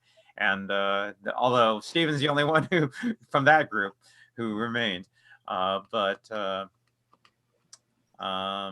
they're French. This is a French comic, and I'm not too up on European as much European comics as I'd like to be. There's a lot of stuff out there that I don't know much about, and I'd like to get more involved in it. At the end of this, yeah, I always say, yeah, if anybody has any suggestions of future comics reads, because there's so much out there. Well, it's Europe's a different place from what we've experienced in the Anglo-Saxon world. You know, since about the 1960s or 1970s, the opportunities very much dried up in Europe, and it's all tended to be a place of social tension. You know, we've had those socialist governments, and you go to a place like Italy, and the whole thing with the socialist governments is they're trying to provide jobs for all these losers. Whereas in the Anglo-Saxon world, you know, the last 30 years or so, we still had something going, but now we've joined the Europeans now, where our economy is grinding a bit to a halt. So we're starting to suffer the same problems of stagnation. So that's very much the environment you're in, that to get ahead, these people have found their niche as comic book illustrators or comic book storytellers. Well, that's which was their opening in a world where there wasn't much opportunity. You know, you have to be pretty good to get ahead in Europe. It's like, you know, I have a friend who has a lot of family in northern Italy, and you know, this is what he's saying, that really, yeah, it's very hard to establish a position in life. You know? That's the position of all artists, because, you know, by any sane, rational measure, you know, choosing to become an artist is a virtually insane choice. I mean, there's no job security unless for the very, very small, tiny fraction of people who chose to become an artist. Hey, Natalia, open up. Tell us about your desire to become an artist. But it's more than a choice. You have to, right? The long story. Soul. Yeah. Yeah. I've had an ambition since I was a kid. It's pretty, I don't know. It's just something that comes from your soul. It's your essence. Yeah, something that comes from my soul. And if you weren't an artist. It's hard to explain because, you know, it's sort of like already innate within me. And the way that to effectively express that is through illustrations. Yeah. Well, you don't have to be the most magnificent artist in the world, but you do need a style. It's like this comic book. Obviously, these aren't the greatest, technically the greatest artists in the world, but they have a style. And that's the style is where they win. Yeah, we didn't talk about the art. I thought the art was lovely. The watercolor work, just beautiful, beautiful artwork. No question about it. Yeah, that was just lovely. Lovely. It's a lovely reading experience. You got to admit that. Yeah, lovely reading. How far did you get, Natalia? I'm still halfway, actually. I'm still at page 60. I haven't reached the end yet. Yeah, it's more towards the end you suddenly wake up what the whole thing was about. And that early piece you needed to pay attention to, that was building up the characters. But you've never read Heart of Darkness, have you? No, I didn't read that. It's the book by Joseph Conrad, pretty famous. Yeah. Oh, no, I never. I haven't read it, but I saw the movie, of course. And also Apocalypse Now used the same story as well. It's probably been used a few times, as well as Carry On. The Carry On movies. You had the wimpy English guy as Kurtz, you know. And he was imprisoned by a tribe of lost white women who were desperate for any man they could come across. So for men, all they had was a carry-on crew men who, you know, typical, you know, pommies, not the most brilliantly attractive race of men in the world.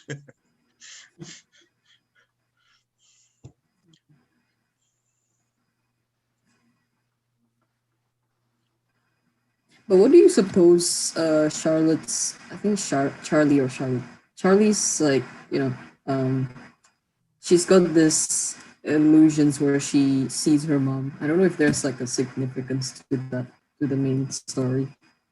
You know, Yeah, we we established some discover parallels the going ego. on. Hmm. Well, Charlie initially was just following what everybody else was doing until one day she discovered they were making mistakes. And she realised she had to start thinking for herself in order to survive. Yeah, unlike her brother, right? She even admitted that he might just, you know, he didn't, the things that he does, not everything is right, you know. So at least she acknowledges that. Yeah.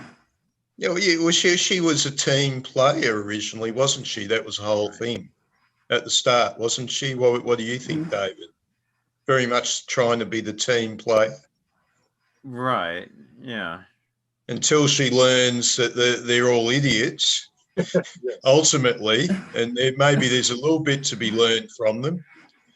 Then she realises which is very much the same story as in the Beautiful Beautiful Darkness. Darkness. Yeah, I didn't notice that until just now. Wow, that's right. You know, she's a gog at everybody else, you know, or everybody else is trying to build up their image and their ego and trying to make out how great they are. And it's the quiet one, the observer, who learns, who can get past their ego.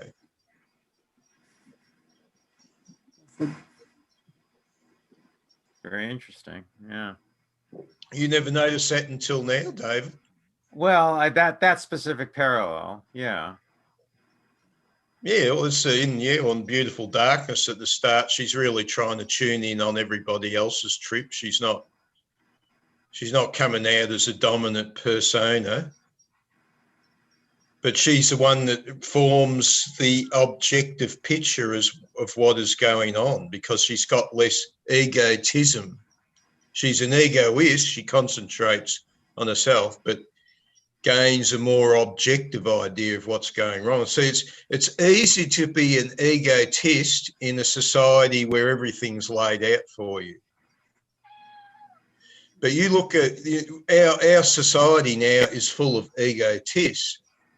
But you look at, you know, the older generations, you get that picture from the much older generations, they were more quiet people. They were living in the slightly more dangerous environment. They were the ones who were quiet and were looking at what was going on. And David's been taken over by his cat. I think egoist and egotist sound so much alike, even though I know there's some meaningful distinction. It reminds me of trying to put something in one hole that's close to another and accidentally slipping.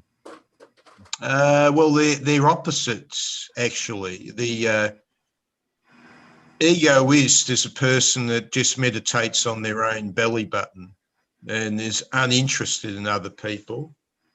And the egotist is a person that's going out and, you know, waving, look at me, look how wonderful I am. So they're both a product of the ego, but they're opposites. Particularly, I say the classic example is Percival, the story of Sir Percival, whereas the Grail King is an egotist. He's a king. Hey, everybody look at me. And Percival's a person who's just meditating on his own belly button, wandering around, lost, just looking, just following his own tune. And they both had something the other lacked. And the aim of the story was to strike a balance between egotism and egoism. Mm-hmm. But nobody's read Wolfram von Essenbach's Parsifal, have they? That's one of the classic novels that it's worth reading. Well, I guess the possible hair-splitting confusion aside, if the example this is in relation to, it sounds like she's an example of a wise man can learn from a fool, but a fool can't learn anything from a wise man. And I guess the twist I want to add to it is I think the best wisdom is probably learned from idiots. Yeah. That's why we're so very smart. If you're smart enough to learn the lesson from somebody else, yeah. No, and you've always got friends in low places, you know. If you can't be a good example, you'll just have to be a terrible warning. Yeah, well, even Marcus Aurelius could party with the pirates that kidnapped him, and he even told. I thought we'd forgotten about pirates. We'd left pirates behind. I don't think Chris is ever gonna forget pirates. It was an accident. It was an accident. There's just so many pirates. You're in the darkest Africa. Your first accident might be your last.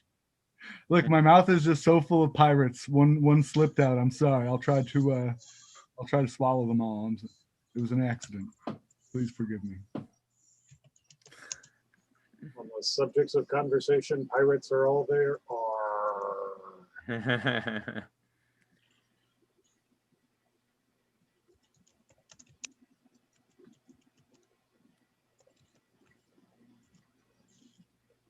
Thanks for that.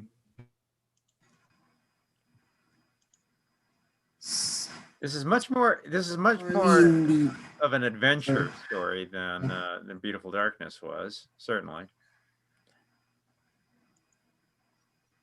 You're very much Charlotte is Parsifal, I would say. Parsifal. It's very similar. Well, yeah. This is the theme from the story of Parsifal. That Parsifal, you ever seen Excalibur, the film? Yeah. You remember Sir Percival in that? He was like the dumbest of all the knights, the silliest of all the knights. Yeah, that's right. Yeah.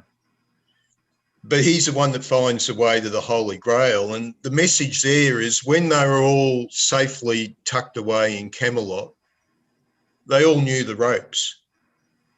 You know, so Sir Lancelot, I'm the biggest, I'm the best, I'm the smartest. You know, all the other knights were, you know, they were in the place they were used to. They were playing knights in Camelot. They'd been brought up to all that. And the dumbest and simplest of them was Percival. He was the one that was always behind the others in Camelot. Then came the time when they had to go out into darkest Africa to find the Holy Grail. And this is a trouble. It was the other knights' egos which were fucking it up. You know, a knight would come along, would come across the beautiful temptress. And you know what happens to knights that fall for the beautiful temptress? They end up in having a messy death or something like that. That was even in that group, the English musical group.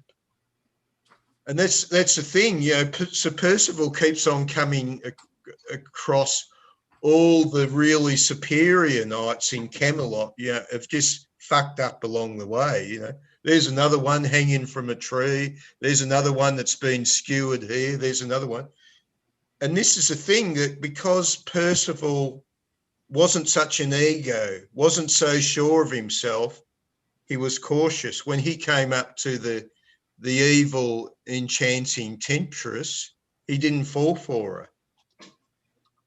He didn't think that he knew all the ropes. See, that was the thing.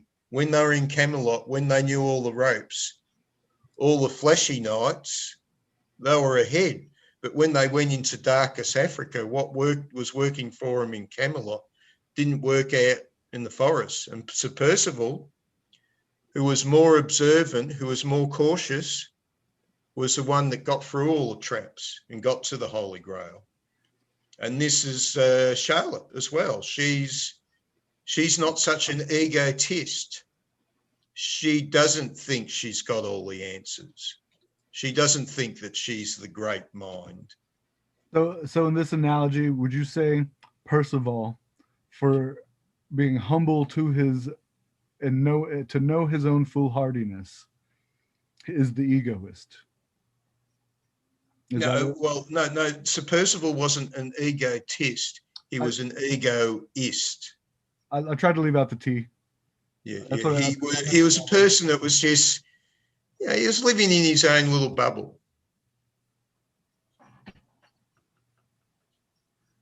He was meditating on his own belly button, but when exposed to the outside world, he wasn't putting his own picture on it. He was more cautious. He was more careful. It was the other knights, it was sort of like, remember the Holy Grail. Remember, one of the knights, I think, Sir Lancelot gets through the bridge of death, doesn't he? He answers all the right questions. And then Sir Robin goes, oh, that's easy, rushes in. And the bridge keeper's reciting all the questions. And he discovers that he's given a question which is too difficult, so he's gone. So it's that tendency to rush in where angels dare to tread is possibly the thing that got all the others killed. Fools rush in.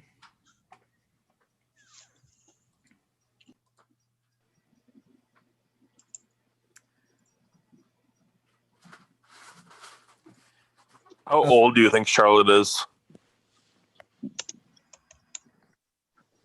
I don't know, 13? 13 or appearance. Really? The scene where she apparently has sex with one of those creatures was really uncomfortable. I think it's supposed to be.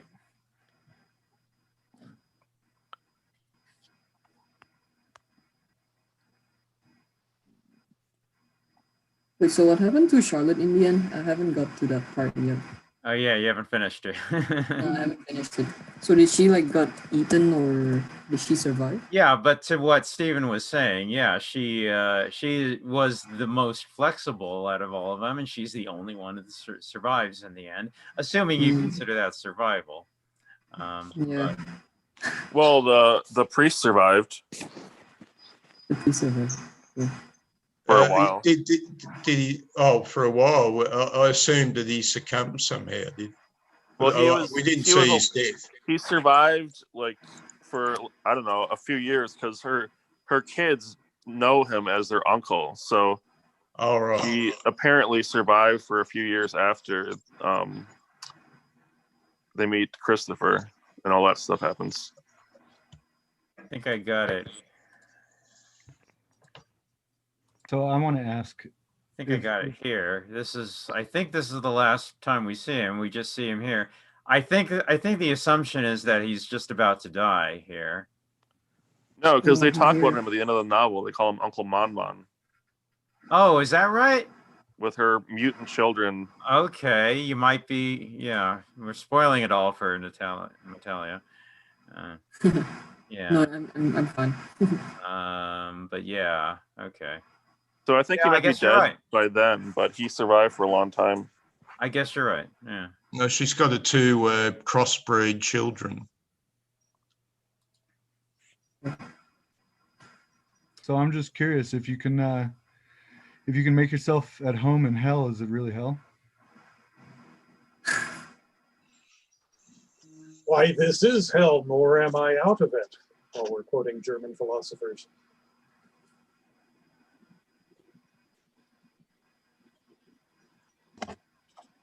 Hey, hell's a place which has ran out of surprises. Hell's where it's just more of the same. I think that was Nietzsche's hell, wasn't it? Really, eternal return, just the same old boring scenario again and again. Yeah, but didn't he posit against that? Say yes. I mean, that's what I'm asking. Like, if you call it home, if you say you love it, if you're a yes sayer, how can it be hell?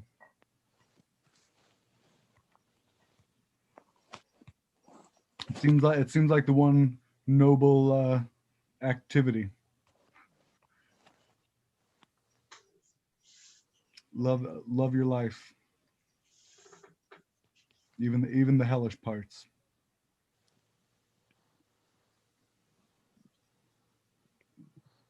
Sorry, did I get too moralistic and deep? I wasn't trying to do that.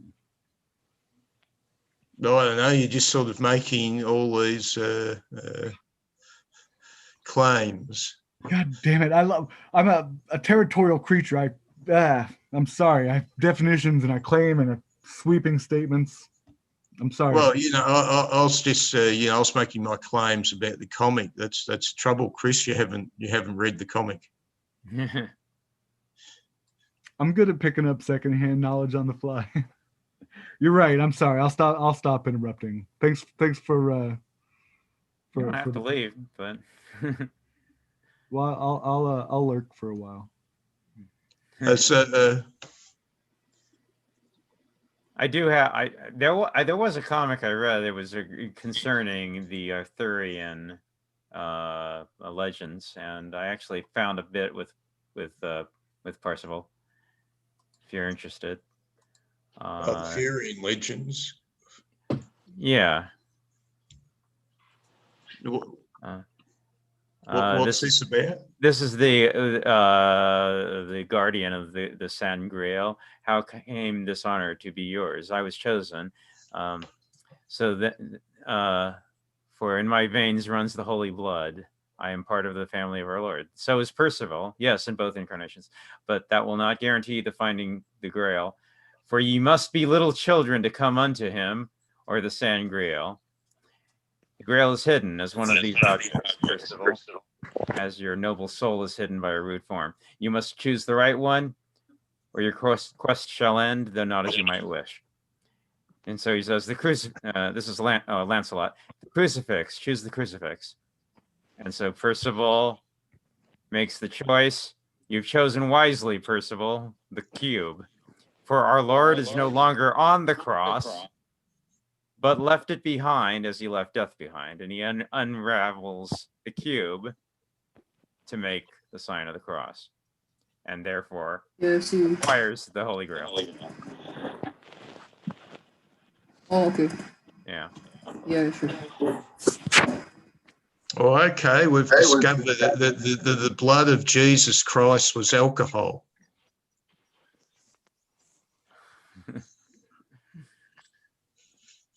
Hey, check out one of my favorite ornaments. Look, do you see who that is? Yeah. Okay. You see what the book is? It's King Arthur. King Arthur. Yeah. So, whatever. It was too cute. I had to. Yeah, the Percival comes to it, and comes to it as a child, with open eyes, without the pretense of the veneer of civilization. Yeah. I don't know if it was the question of civilization so much. It was just that he didn't big note himself. He wasn't full of the big ego. Yeah. This is what did the other knights in. They thought they were all one smarter than everything else around them, which worked in Camelot, where they knew all the ropes. But bang, they went out into the magical forest looking for the Grail, and everything was waiting for them out there, all the traps, and they fell into the traps because they thought they were better. Percival held back. He didn't big note himself. He wasn't full of himself. So I said I was going to lurk. I'm such a liar. There's something to that, I think. So what about what about the never-ending story? All right, Atreyu, believe in yourself. Be confident. You know, it isn't about showiness, but you still got to have some oomph. You know, like I don't know. I don't like the navel gazing. I don't like that word. It doesn't seem to fit in the pursuit of the intoxicating, everlasting elixir of our Lord and Savior in a cup. Well, the navel gazer is a sannyasi. This is the point made in Hindu civilization that the true egoist, the true egoist is a person that goes off into the forest to gaze at their own navel, which, you know, the sannyasi, that's what they call a sannyasi in India. Yeah.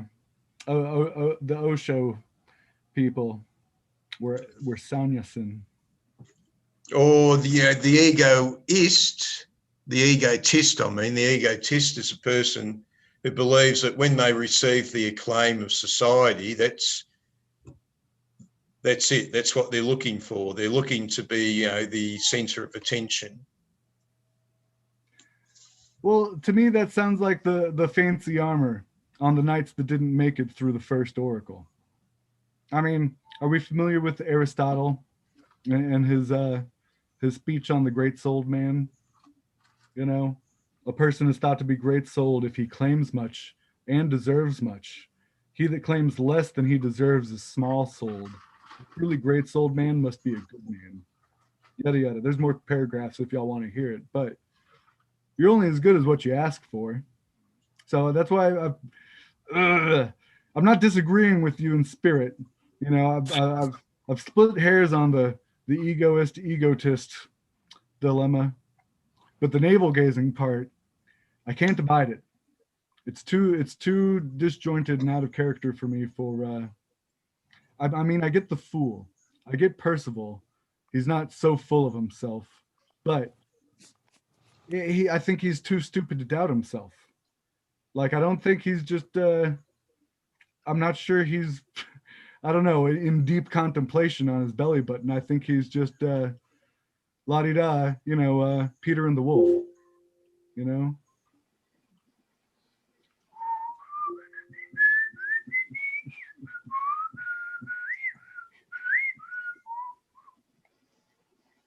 Yeah, a happy song. A happy, foolish song. It's just my contention. I agree with with everything else. It's the navel gazing, and yeah, I'm gonna split that T in the egotist. That I can't. It's hard to navigate. Like I said, I might be trying for that hole and that hole. It's hard for me to use those words, but I know what you're saying. Who was Charlotte at the beginning of the comic?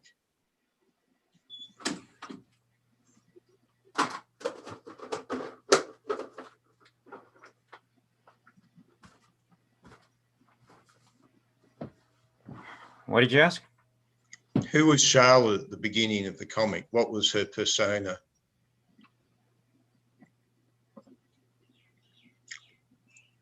She's in the one horse town that, you know, she's sort of like on the lowest social rung sort of thing. Yeah, right. What was her character like? How did it start out?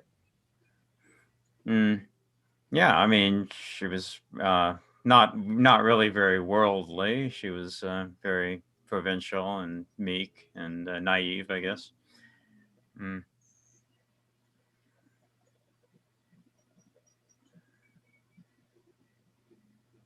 Yeah, simple. A simple, unsophisticated. A fool, Sir Percival. Right. The simple fool that goes out on the adventure and succeeds where the others fail. Right. And the big question is, why is that so? Because she's wise enough to not succumb to the criticism. Yeah. Yeah, well, it's like I said, she was just, she had more flexibility. She was able to bend with the circumstances to a greater degree than anyone else. Do not underestimate the observer, I guess. Yeah.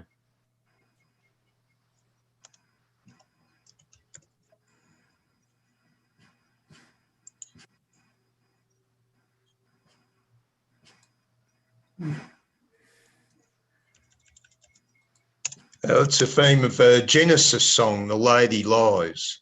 It's where the knight warrior meets the temptress.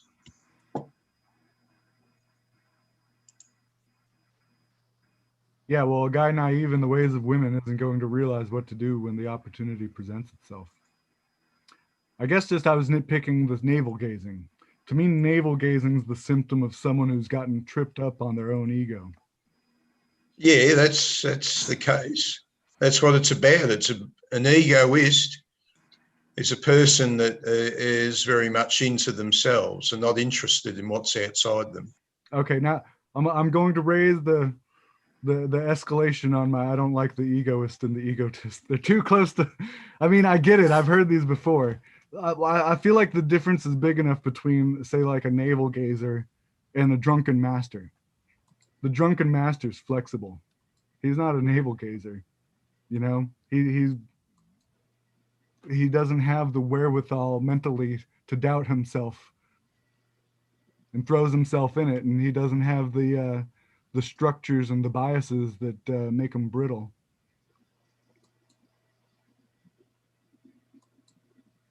But I'm pontificating. I'm trying to find something to open up the file in so I can actually feel free. Not be more of an asshole than I. Well, I enjoyed Beautiful Darkness, and I enjoyed reading this, and I'm gonna see if there's might be other things from these creators that we could do in the future, maybe. That would be great. As I said before, if you've been here before, the plan is, well, Thanksgiving's next week, so I'm guessing not a lot of Americans are gonna have any time. But that being the case, we have non-Americans who are here who don't care. So because of that, I do have something scheduled for you, Stephen, which was for next week for Frontline Combat, the great war comics of Harvey Kurtzman. It's a bunch of manly men doing manly things. Oh, yes, it sounds a bit more interesting. So which is this, World War II, is it, I suppose? Well, you wanted manly men doing manly things, so this is what we're got for next week. And I'm gonna guess no Americans have any time, given that it'll be Thanksgiving. I'd probably enjoy something a bit more frontier, you know, Daniel Boone or a Davy Crockett would be more my thing. I'm not sure I'm that keen on. So this is set. What's the name of the comic? Well, there was Two-Fisted Tales, and there was Frontline Combat. And I figure we'll just do a selection of a number of them for next week. Now the thing is, though, you know, there are a lot. There's some depth there. They're not just action, John Wayne, shoot 'em ups. You'll understand if you read them, because there's actually some depth there. Okay, Frontline Combats. I found a Wikipedia article for that. And that's set when? What wars is it set in? Yeah, that's just it. That's just it. It's a war comic.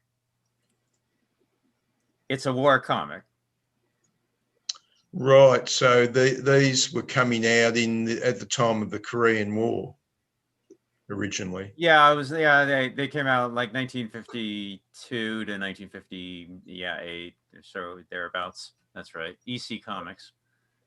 Okay, and what was the other one you're talking about? Well, there was Frontline Combat. There was Two-Fisted Tales.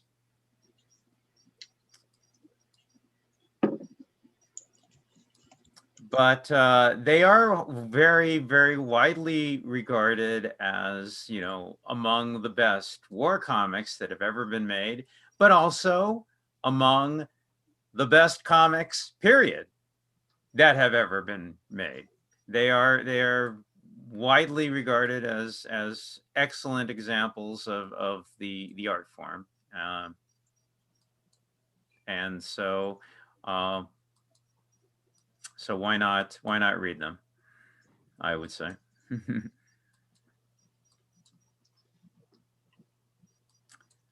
We won't. I mean, there's no time to read more than I think I'll give out maybe 5 and I'll see. You could probably do that by next Friday. Okay. Oh, Doesn't, yeah, I mean, I'm gonna guess I'll be the only American because I never have anything happening. My life is so sad. But maybe one comic. Pick one comic. I'll see. It'll be a selection. It'll be a selection. Oh, okay. Send us a link then, whatever All it right, is. yeah, I'll get that for you. Yeah. But again, any American is invited. It'll still be on the calendar, but I don't think anybody will have the time. Most people have things to do. I don't. Okay. And then after that, I think Margaret Sanger. The Margaret Sanger biography. Oh, Margaret Sanger. Yeah. I'm interested in reading that one. So who was Margaret Sanger? Well, as soon as you read the biography, she was the founder of Planned Parenthood. Oh, right. So this is a comic book on her life. Yeah, it's a Very biography. serious eugenicist. I'm interested in reading that one. Mhm. That'll be that might give us some good, interesting conversation. Maybe. I was looking at something called existential comics, which had a few little skits on Nietzsche. Yeah, I've seen that. Yeah, trying to pick up a date, and it's not working out. Yeah, I've seen that. I do have a web comic that's on the schedule. I think sometime in February. I schedule these way in advance. There's just a lot to cover, I think.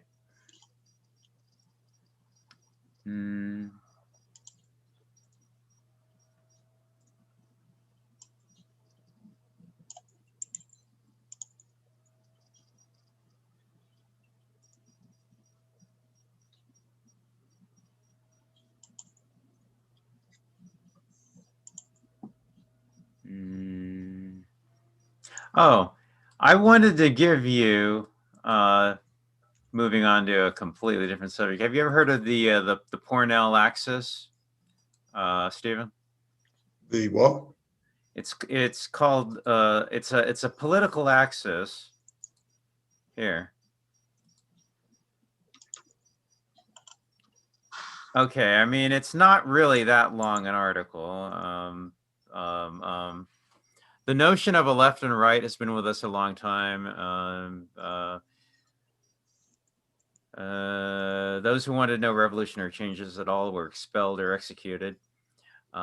Even for 18th century France, the left-right model ceased to have any theoretical validity, yet it is with us still, and it produces political absurdities. No one can possibly define what variable underlies the left-right continuum today. Is it satisfaction with existing affairs? Then why are reactionaries, who most definitely want fundamental changes in the system, called right-wing? Worse, the left-right model puts fascism and communism at opposite ends, yet those two have many similarities. Both reject personal freedom. Some would say they are more similar than different. What are we to make of objectivists and the radical libertarians? They've been called right-wing anarchists, which is plain silly, a total contradiction in terms. This is not academic trivia. There is no enemy of the left as a slogan taken very seriously by many intellectuals. Popular front movements uniting the left, socialists and communists, have changed the destinies of nations. Conservatives swallow hard and treat kindly other members of the bite, even when others seem despicable by conservative standards. The left-right model, although nonsensical by any theoretical analysis, has had very real political consequences. So I'm replacing the old model with one that makes more sense. Studying political philosophies and trying to see the underlying concepts separating them from their political enemies, I came up with two variables. These aren't the only two that there are in political theory, but there are other important ones, but these are my property. They map You every got a link for that anywhere? Yeah, I'll give it to you. And movement into one unique place. The two are attitude toward the state and attitude toward planned social progress. The first is easy to understand. What think you of government? Is it an object of idolatry, a positive good, necessary evil, or unmitigated evil? That forms a spectrum, with anarchists at the left end and reactionary monarchists at the right. The American political parties are in the middle. Thou shalt worship the Leviathan. Both communists. Thou shalt, this is Thomas Hobbes, you will worship the grand monarch. Yeah. Jerry Pournelle's a fucking idiot. Oh, was he?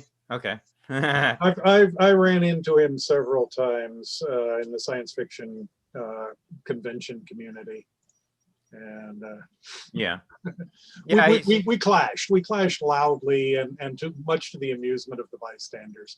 I have a very low opinion of him. Yeah. Okay. Yeah, I've heard some things too. That's true.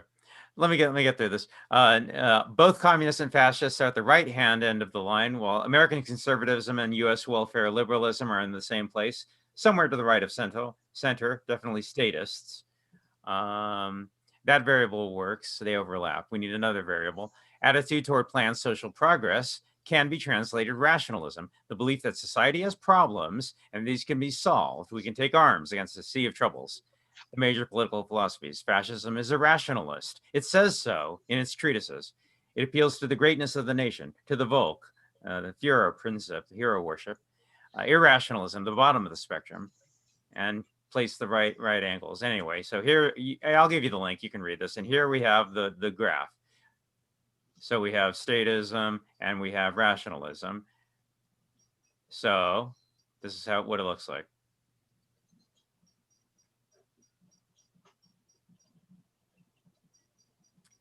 Pure state worship and ultimate evil is the attitude towards state, and reason completely and irrational down here at the bottom. So if you map everything out, over here you have Max Stirner and Ayn Rand, various libertarians near the center, welfare liberals, communists all the way in that corner, classical anarchists in that corner, Nazis, fascists, and so on. So that's the Pournelle axis. I would really love to reincarnate him and ask him what he makes of anarcho-socialism in the 21st century. Yeah. Since he would consider that, according to this chart, a logical impossibility, and yet I manage to do it all the time.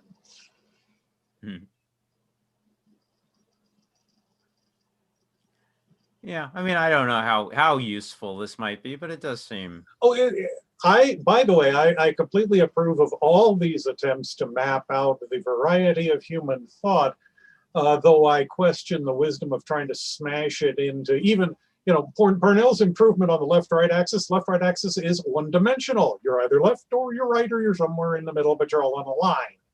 Well, he has moved us out into flatland where we've got 2 dimensions, 2 axes, and all of human thought can be measured with just 2 coordinates, X and Y. Yeah. And in fact, we need to move out into a multi-dimensional brain space.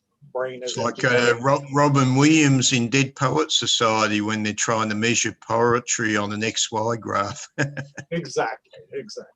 It's called rationalism. We might get useful up around 14 dimensions or so, but it's really hard to publish that in the back of your book. But Pournelle was a simplistic person, and he actually learned how to write once he ran into Larry Niven. But anyhow, I have an opinion, and I'm not afraid to share it. Okay, yeah. Well, my understanding is wasn't he like decently successful? He was quite successful, and particularly as a collaborator with Larry Niven. Yeah, but I mean, before he joined up with Larry. Oh, Niven. he had a couple of published books. Yeah, he did. Yeah, and which by the measure, that makes him a published author. Yeah. He really hit his stride in collaboration with Niven. They filled in each other's weaknesses. Right. He was one of Joseph Campbell's He was. Discoveries. Yes, he was. Yeah. Yeah. So, Anyway, you know, We could could, you we have, could have a session talking about these guys. so yeah, okay, so yeah, putting it on a graph like that, sure. Could you have like an Ayn Randian who there are still Ayn Randians, but are different depending on, you know, the Myers-Briggs type, or you know, experience, or you know, skill or level, or communists who are different education level, or something like that. You know, Yeah. there's different lines that you could draw on the same map. And we seem to be losing people, and it's nearly 8 o'clock here. Yeah, yeah. I mean, I saw him talk at a convention once. Yeah. Or no.